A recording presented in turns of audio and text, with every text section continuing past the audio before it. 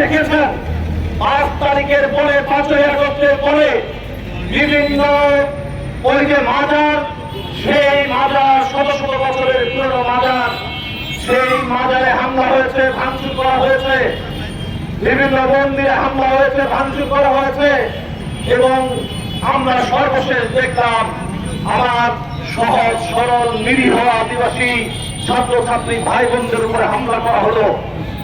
এই হামলা কিসের ইঙ্গিত বহন করে? আমি প্রশ্ন রাখতে চাই, এই হামলা কি ঐক্যের ইঙ্গিত বহন করে? সেটা কি ইউনিটির ইঙ্গিত বহন করে, নাকি আবার সেই পূর্বের বিভাজনের রাষ্ট্র, সেইখানে ওই কেউ খায় আর কেউ না খেয়ে থাকে, কেউ হলো যে বাংলাদেশ ছেড়ে মালয়েশিয়া, অস্ট্রেলিয়ায়, ওই কানাডায়, প্রবাসে সুইস ব্যাংকে টাকা পাচার করে, লুটপাট করে, আর কেউ হলো যে গরিব থেকে আর গরিব হয়। আদিবাসীদের অধিকার আদায়ের জন্য সিধু কানু চাঁদ ভাইরও নেতৃত্ব দিয়েছিলেন। সেদিন তারাও রেহাই পান নাই। তাই সেদিন থেকেই আমরা এই আদিবাসী হিসাবে সাংবিধানিক স্বীকৃতির জন্য আবেদন করে আসছি। আমাদেরকে বিভিন্নভাবে চিহ্নিত করা হচ্ছে। কেউ বলতেছে অধিবাসী, কেউ বলতেছে উপজাতি, কেউ বলতেছে ক্ষুদ্র নৃগোষ্ঠী।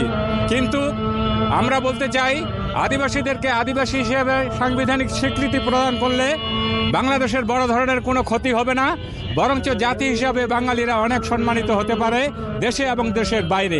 যে আদিবাসীদের উপর নির্যাতন হচ্ছে বা মারামারি হচ্ছে, আমরা তার প্রতি নিন্দা জানাই। আমরা চাই না আমরা দ্বিধার মধ্যে থাকি, আমরা স্বাধীনভাবে বাঁচতে চাই। আমরা বাংলাদেশের মানুষ যত আছি, বাঙালিরা যেভাবে থাকবে আদিবাসীরাও সেভাবে থাকবে। তারা যে সুযোগ সুবিধা পাবে আমরাও যাতে সেই সুযোগ সুবিধা পাই।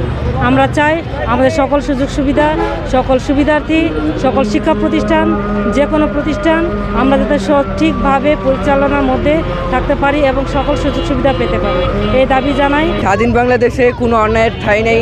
আমরা অন্যায়ের প্রতিবাদে আজকে দাঁড়াইছি। তো আমরা দেশে শান্তি চাই, শান্তি যেন থাকে, কোনো আমরা অশান্তি চাই না।